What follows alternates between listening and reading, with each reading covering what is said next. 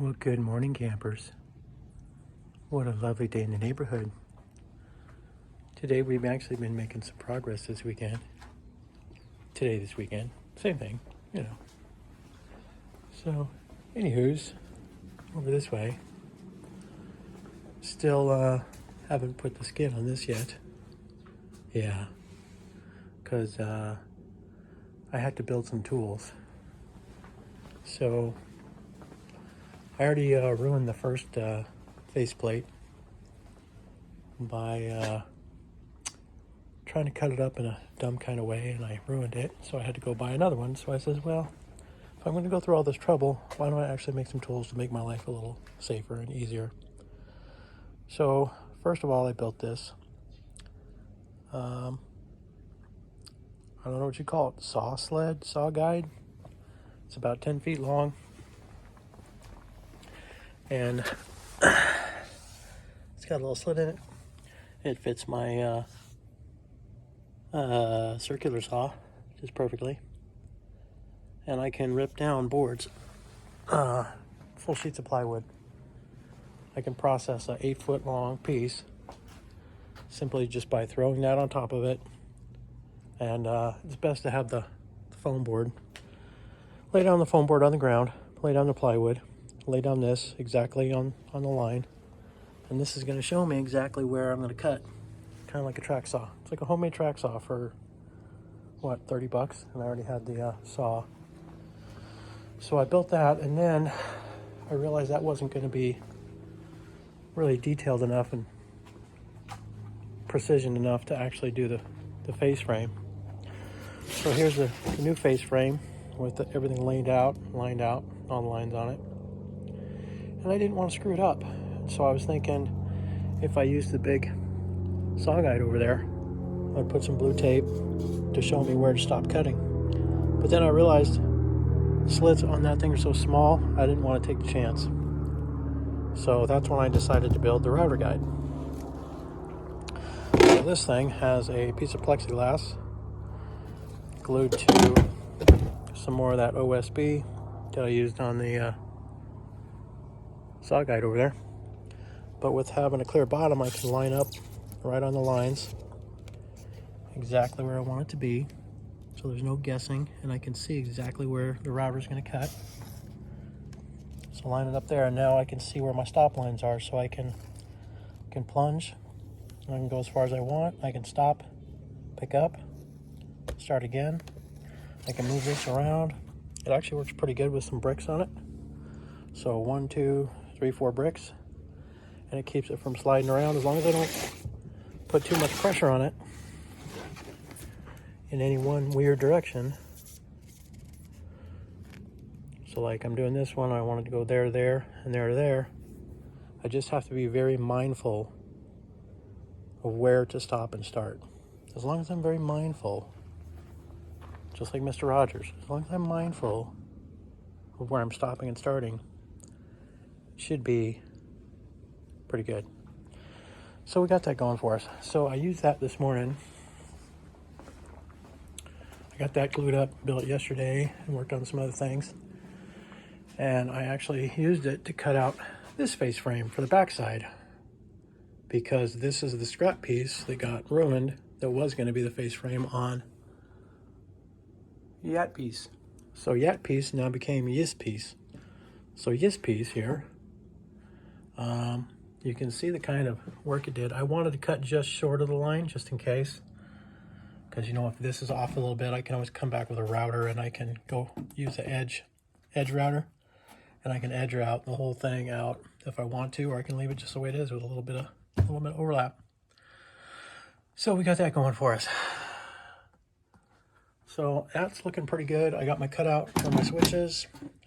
We got their battery indicator. We got some plug-ins, 110 volt, and then this is the pump timer. So when we turn on our water pump, I don't want it to just be an on and forget about it. I want it to be a, hey, I'm going to use it for about 4 minutes. I think we got a 4 and a 10. I don't know, need my glasses. Goes all the way up to an hour. So if I'm taking a shower, you know, crank to like 20 minutes. Other than that, it's just going to be on for like 2-3 minutes. So the other thing too, if you remember, we had this front face of the foam board over here on this thing.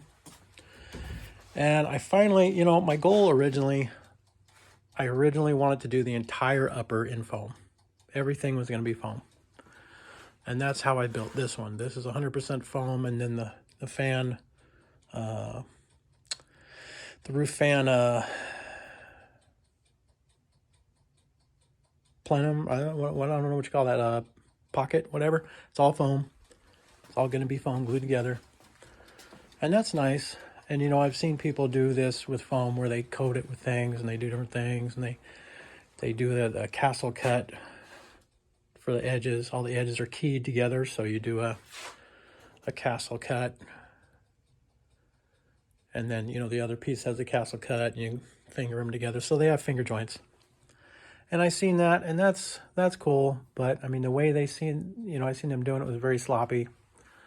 Which is fine because they're using spray foam as a glue. The spray foam fills the joints.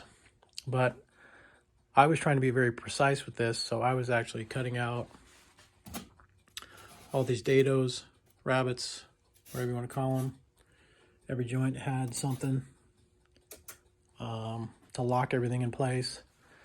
And it ended up taking a lot of time. This cabinet took a long, long time to do. And if I had built it out of just thin sheets of plywood and press board and just thin sticks, you know, these 1x2s. If I had just used 1x2s and the thin plywood everywhere, I would have built the whole thing probably a month ago. So on this cabinet, I decided I didn't want to mess around with, you know, trying to put in foam dividers and foam drawers and foam everything. So I just said, you know what, we're going to do sticks. So we went back and I did sticks. So back here, if I can break this off one-handed. Which way does it go? Oh, microphone comes out. Technical difficulties, stand by. All right, stand by. All right. So we've got an actual wood frame back here. And I'm going to continue that. I'm going to put in a divider here. I'm going to put a 1x up in here. I'm going to have some separators and a little door. And then this, of course, this little cubby. It's kind of a waste of space, but the point is we're going to keep building with sticks and wood. Just because it's a lot faster in my mind. But the problem is with the wood, it's not as straight. It's a little wavy. The original pieces I had for the bottom plate and top plate were stupid wavy. But I don't know. I don't know what I'm getting at now saying that, other than I don't really want to just sit there and build it all with foam. Foam can be perfectly straight. It can be perfectly,